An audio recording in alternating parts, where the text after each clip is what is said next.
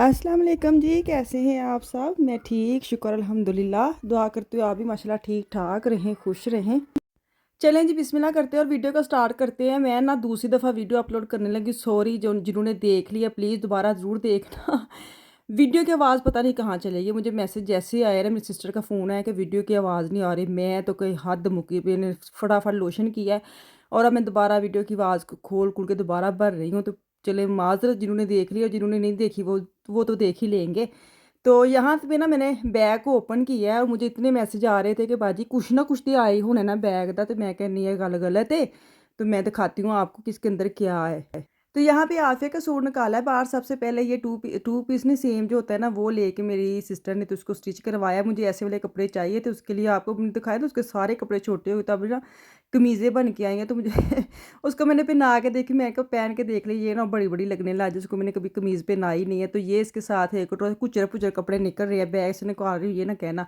मैं तो नॉर्मल ऐसे ही खोल के ना मैं रखने लगी थी। मैंने कहा नहीं चलो कोई नहीं, मैं कर ही लेती हूँ, उसकी वीडियो बना ही लेती हूँ। सब कहते हैं कुछ ना कुछ तो आया, वही दिखा ही दें, आपने दिखाया नहीं। मैंने कुछ मंगवाया नहीं था, बस जो चीज़ें आ गई हैं सैंपल कुछ भी मैं आपको दिखा देती हूँ। तो इतने हूँ आफिया सूट हो गए ने खत्म। तो अगे मैंने लगता है बैग जड़ा ना, हाँ ये मेरे मियाँ की शलवार कमीज़ें हैं।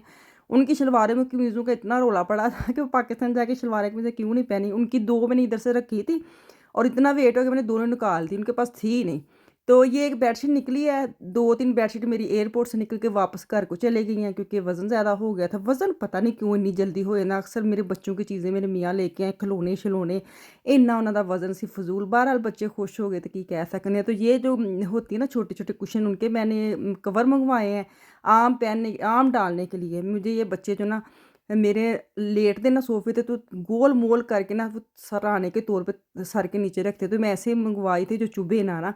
तो ये जो आपको नाले-शाले नज़र आ रहे हैं, ये है चेयर्स के ऊपर डालने के लिए ताकि खाना जब खाते हाथ ना लगाएँ। तो मैं और जो बड़े वाले हैं वो हैं सोफ़े के कवर। मैंने कंबल डाले थे, उन्होंने बड़ी गरमैश हो जाती गर्मियाँ, तो मैंने कॉटन के मंगवा लिए हैं, वो डालूँगी फिर आपको दिखाऊँगी। ये भी शलवार कमीज़ें ही हैं ब्राउन में। और ये मेरे बेटे की ना उसकी खाला ने ये भेजी है फैंसी सी, क्या इसको कहते हैं, जो भी पता नहीं वो पहनता है कि नहीं पहनता। शादी के लिए वो कहते पहनाना शलवार शलवार कमीज़ के साथ अच्छी लगेगी। लेकिन वो तो शादियों पे ऐसे कहीं जाता है ना, उन्होंने होंगे मैनू भज्जन वाले बूट पा, मैं ना दौड़ा। तो मुझे बड़ा हंसी आती है। शादी वाले दिन भी वो रोला डालता है मुझे भागने वाले शूज़ चाहिए, भागने वाले। तो मैंने ये शादी तो चला कि दौड़ते चल है, लेकिन चले देखूंगी फिर ना के पहन लिया। तो ये मिशाल की फ़्रॉक मैंने मंगवाई थी, तो 7,500 या 8,000 की थी ना। तो हाँ, ये वाली वाइट कलर में मैंने मंगवाई थी, मुझे चाहिए थी। साथ ये पता नहीं क्या निकला है, मुझे खुद नहीं पता। लॉन का दुपट्टा टाइप है या क्या है। ये शमीज़ मैंने मंगवाई थी खुद से, स्टिच करवाई थी। और ये शॉल है मेरे मियाँ ये मरी से मुझे लेके आए मेरे लिए। ये इन्होंने वीडियो में दिखाया तो मैंने खुद चूज़ किया। ये ऐसे ही लग रहा है जैसे ब्लॉक प्रिंट नहीं होती वैसे वाली लग रही है, लेकिन ये एम्ब्रॉयडरी बड़ी प्यारी बड़ी नफीस ही है। दो, एक छोटी शॉल लेके एक बड़ी लेके मैं दो मंगवाई हैं। मेरे लिए यही ही आया है जो वो भी मैंने खुद कहा था तो लिया है। नाल उनको नहीं पता चलता ना क्या लेना है। बच्चों की चीज़ें भी उनको यही होता है कि बच्चे खुद बता दें, उनके लिए ज़्यादा ईजी है। हाँ, तो ये अब दुपट्टा जो निकला है ये वाला वाइट फ्रॉक के साथ दुपट्टा है। तुहानू दस्सिया ना कोई सैटमेंट नहीं चीज़ां पियां, दुपट्टा किते, ट्राउज़र किते, शर्ट किते। बस ये है कि बैक ज़िप बंद करके आ गई हैं, शुक्र है। तो ख़ैर आज इनकी बारी आई थी, मैंने कहा इनको मैं अलमारियों में रखूँ, साथ में आपको दिखा देती हूँ। मैं भी इतराज़ मुका देवां ना कि कुछ आया तो तुसीं वहा नहीं दे। मैं कहा कोई खुफिया चीज़ नहीं है जिहड़ी मैं छुपावां, तो बेहतर मैं तुहानू वहा ही देवां। चलो जी, ए टू पीस मैनूं लगदा एक होर मैं तुहानू वहानी हाँ। इसके साथ मेरे पास दुपट्टा पड़ा था प्रिंट में सिल्क के साथ, तो ये मैंने खुद से मंगवाया है। चलें जी, यह छोटी मोटियां चीज़ां ने, दुपट्टे ने आफिया दे। ते इस तो बाद चलने आं किचन विच, ते किचन च करने आं कम्म शम्म बड़े ही पे ने। बस ऐ ते कि मुक जावे फिर मैं बाकी कम्म करां। तो चले जी, आज मैं बनाऊंगी भुना गोश्त। मेरे मियाँ लेके आए थे सुबह सुबह, साथ लेके आए थे नान। मैंने कहा जो बनाती हूँ पहले किचन साफ़ कर लूँ। किचन साफ़ कर ले ना, मशीन बर्तन निकाल ले, खाली मशीन होना फिर बड़ा मज़ा आंदा कम्म करन दा कि नालों नाल बंदा बर्तन विच लांदा रहिंदा होवे। ते इत्थे मैं एक ज़रूरी टॉपिक ते गल करनी है क्योंकि मैनू बड़े ही मैसेज आते हैं। इटली स्पेन में जो बहनें रहती हैं ना फैमिलीज़, उनको इतने मसले मसाइल हो रहे हैं और वो इधर जर्मनी में शिफ्ट होना चाहते हैं। वो पूछते हैं कि अगर जर्मनी में आते हैं तो साढ़े लिए फ़ायदा है कि नहीं। तो वेखो जिथे मैं रहना वे ना, मैनू तो फ़ायदा ही लगना है, मैनू तो चंगी चीज़ ही लगनी है ना। तो लेकिन पता है मसला क्या है, उनको ये मसला है कि उनकी फैमिलीज़ हैं जर्मनी में और वो क्या करते हैं, उनकी हेल्प नहीं कर रहे। वो कहते हैं कि हमें कोई घर ढूँढ दे या हमें कोई ऐसा बता दे कि हम आएँ और बच्चे ईज़ी एजुकेशन हेल्थ कैसी है, उनको कोई नॉलेज नहीं देते। ते मेरे भैनों ते मेरे भरावो, अगर तुसीं जर्मनी च रैंह्दे हो ना ते उ'नें दी ज़रूर हेल्प करो। अगर पुछदे ने इत्थे आ के ना, एह् बड़ा मसला है ना कि हो साढ़े कोल आ जाणगे, साढ़े मुकाबले ते आ जाणगे, फिर और तरह के ना मुकाबले शुरू हो जाते हैं। हर किसी ने अपनी किस्मत का खाना है, हर किसी ने अपनी किस्मत का लेना है। अगर कोई परेशान है ना, मेरे ख्याल च तुहाडे अगर है ना कोई उत्थे रिश्तेदार, उनकी परेशानी ज़रूर मुकाओ। मैनू पता भी है कि किन्नी स्ट्रेस विच ने। मुझे अब कहते हैं घर ढूँढ के, तो घर ढूँढना एक तो मुश्किल पड़ा है, ये नहीं है कि आसान है।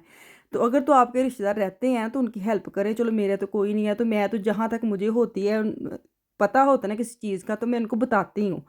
तो जब वो कहते हैं ना हमारे हैं फैमिली तो हेल्प नहीं करते, फिर बड़ा दुख आता है। मैं कहनी इंज नहीं करना चाहिए, प्लीज़ उन्हें हेल्प करिया करो।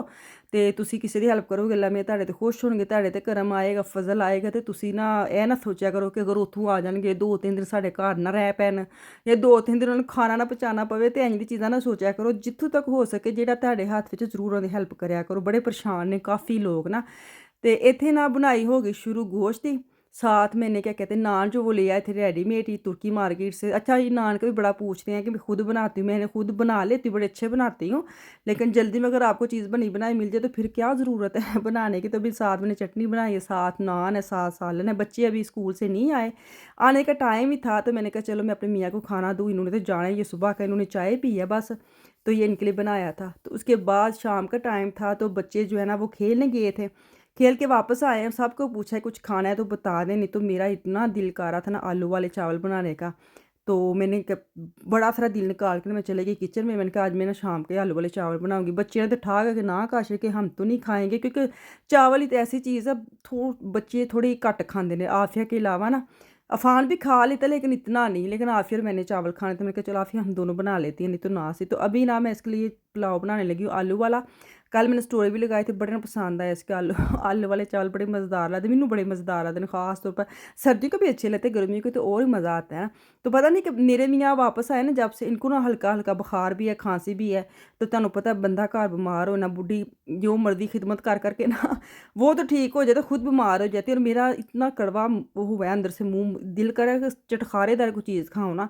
तो मैं इसी चक्कर में थी कि मैं चावल बना लेते हैं। मैंने इनको फ़ोन किया, मैं कहा तुसी लगता है अपना वो साया जो है ना बुखार वाला और ज़ुकाम वाला मुझे दे दिया है, मेरी हालत ख़राब हो गई है। मेरा खुद जिस्म इतना दर्द करता है, और वो तो ठीक है, अभी इतने भी ठीक नहीं हुए, लेकिन वो ना होता है ना एक बंदे को होता है फिर साथ घर में वो सबको होने लग जाता है। तो मेरा दिल था बच्चों को ना कहीं हो जाए।